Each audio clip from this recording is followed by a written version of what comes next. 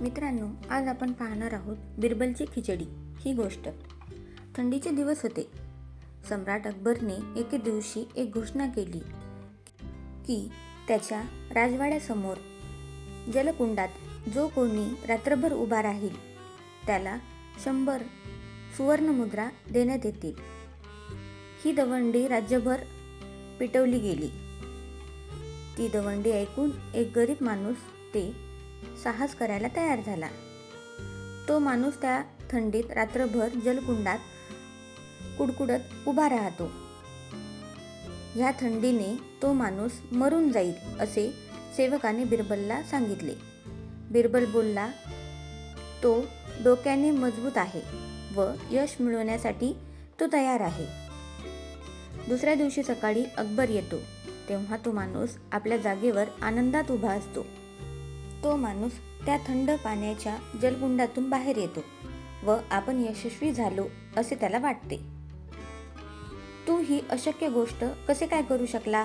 राजाने विचारले.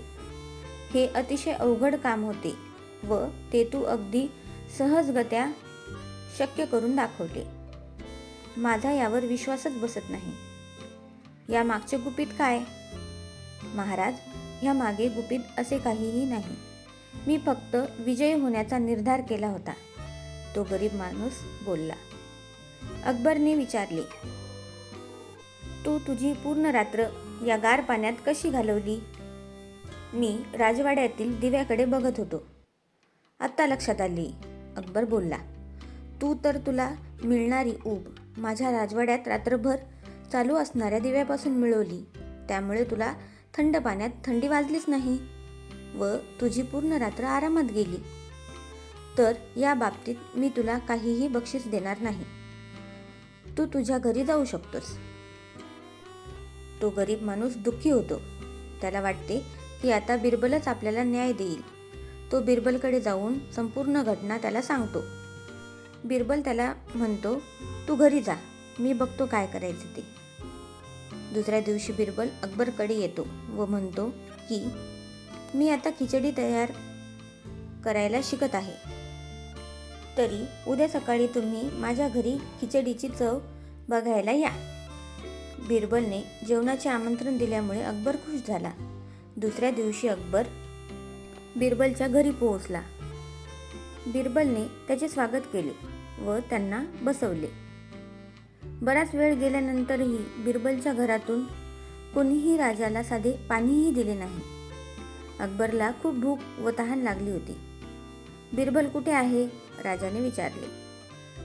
घराच्या बाहेर बागेत, सेवकाने उत्तर दिले. मी तासाभरापूर्वीही हाच प्रश्न विचारला होता, तेव्हाही तू हेच उत्तर दिले होते. अकबरने विचारले, तो बागेत काय करत आहे? सेवक म्हणाला, माफी असावी महाराज, तो खिचडी बनवण्यात व्यस्त आहे. अकबर खूप चिडला व उठून उभा राहिला आणि सेवकावर ओरडला. सेवक म्हणाला, जे सत्य आहे मी तेच सांगत आहे. अकबर दरबाऱ्यांबरोबर बिरबलच्या बागेत गेला. बिरबलने एक छोटीशी चूल पेटून बऱ्याच उंचावर एका मडक्यात खिचडी शिजवायला ठेवली होती. कुठे आहे तुझी खिचडी? अकबरने विचारले. बिरबलने उंच टांगलेल्या मडक्याकडे बोट दाखविले.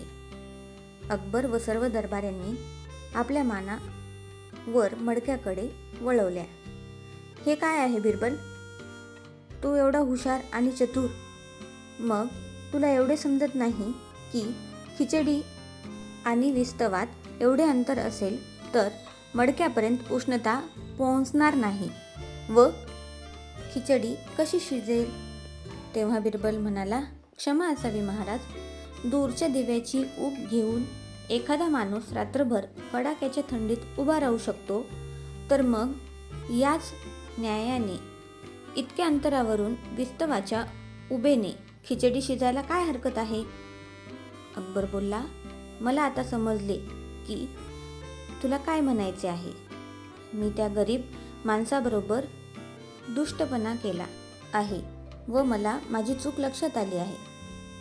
मी तुला वचन देतो की मी त्याला 200 सुवर्णमुद्रा देईन. त्या गरीब माणसाला दुपटीने सुवर्ण मुद्रा मिळणार आहे म्हणून बिरबल आनंदी झाला. कृपया आपण माझ्या घरात चलावे. तेथे मी आपल्या जेवणाची व्यवस्था केली आहे.